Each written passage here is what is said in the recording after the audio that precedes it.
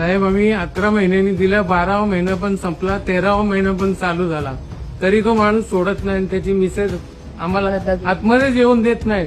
गेटवर आम्ही गेलो तर ती गेटच उघडत नाही, गेटमध्ये यायचं नाही, तुम्ही कोर्टातून ऑर्डर आणा. पोलिसांकडे जाऊन पण काही पोलिसांनी आम्हाला कात नाही दिली. त्याला सपोर्ट करताय तू. त्या आम्ही मालक असून गेटच्या बाहेर उभं राहून ते आम्हाला तिकडनं पाठवतात. बरोबर, म्हणजे स्वतःचं घर असून हा भैया घर सोडत नाहीये.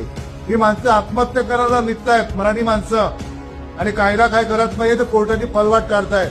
ही आज तो भैया असेल किंवा पोलीस स्टेशन असेल, अजून कोणी असतील, जर 24 तासात घर खाली केलं नाही त्याला पुढे भविष्यात जो त्रास होईल. तुम्ही जर एखाद्या परप्रांतीय व्यक्तीला घर भाड्याने देत असाल तर हा व्हिडिओ नक्की पहा. कारण घर भाड्याने दिल्यानंतर जेव्हा भाडेतत्वाची मुदत संपते तेव्हा या वृद्ध दाम्पत्याला घर खाली करून घेण्यासाठी किती त्रास सहन करावा लागतोय हे यातून दिसतंय. अखेर या वृद्ध दाम्पत्याने महाराष्ट्र नवनिर्माण सेनेकडे धाव घेतली असून मदतीची हाक दिली आहे. नेरळ येथील लवालेवाडी परिसरातील ही घटना असून मुजोर परप्रांतीय भाडेकरू घरमालकाचे घर न सोडता दादागिरी करत असल्याचा प्रकार समोर आलाय.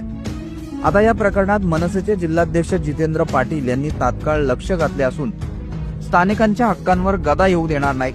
परप्रांतीयांनी मराठी घरमालकांना त्रास दिला तर मनसे रस्त्यावर उतरून न्याय मिळवून देईल असा इशारा त्यांनी यावेळी दिलाय.